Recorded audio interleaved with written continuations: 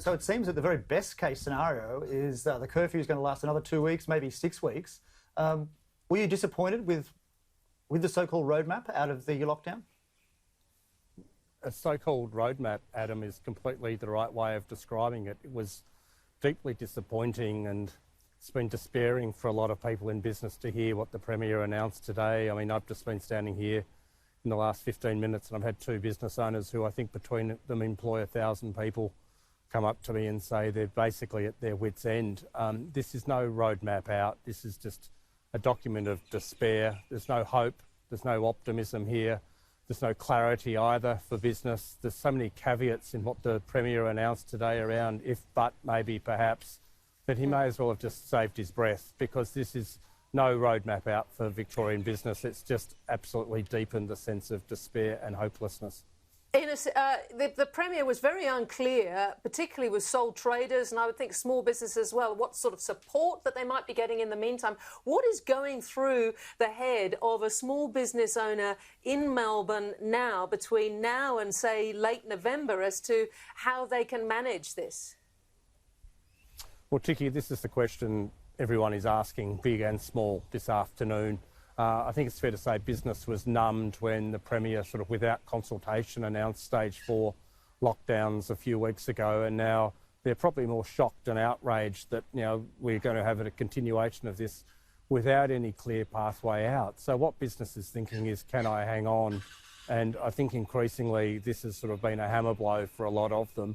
What it's all saying to bigger business is don't bother coming to Victoria to invest. We don't know when we'll be out of this. We can give you no clarity.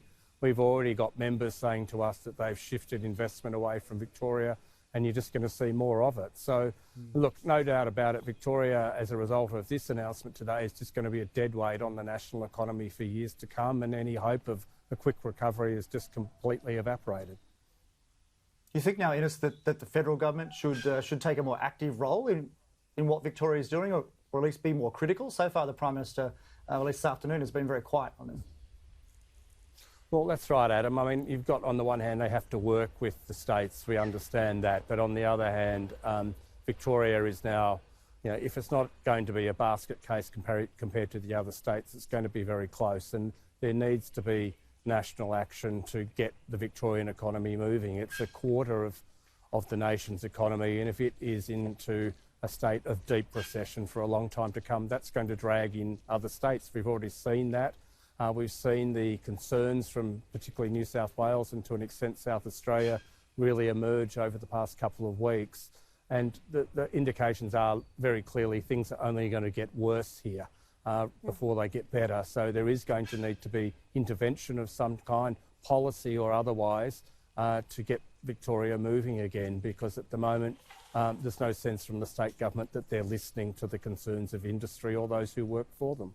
Yeah, I mean, there's been a lot of criticism about the lack of consultation with business going through this, and the issue around business confidence. But Innes, I just do wonder about the ability for businesses, as you say, big and small, to actually keep going, and what happens if these businesses go to the wall? And presumably that means long-term unemployment, doesn't it?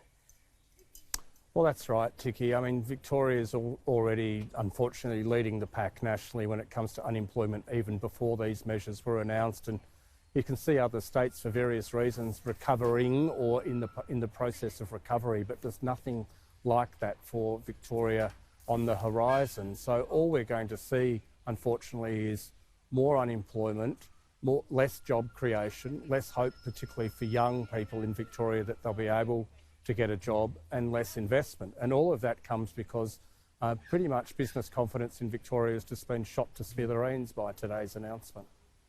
What's your sense, Innes, about the level of public support for these measures? Certainly there were a few polls a couple of weeks ago that suggested about 3/4 of Victorians were very supportive of the curfew. Well, Adam, I think as time's gone on, and I live in Melbourne, and you just pick it up from talking to a whole bunch of people, particularly in the last week or two, this lockdown has really started to weigh on people psychologically. You're hearing more and more from other medical professionals that this is not the way to go. You're hearing more and more about other parts of the medical system which are not operating, for instance. All of this is weighing on confidence in the state.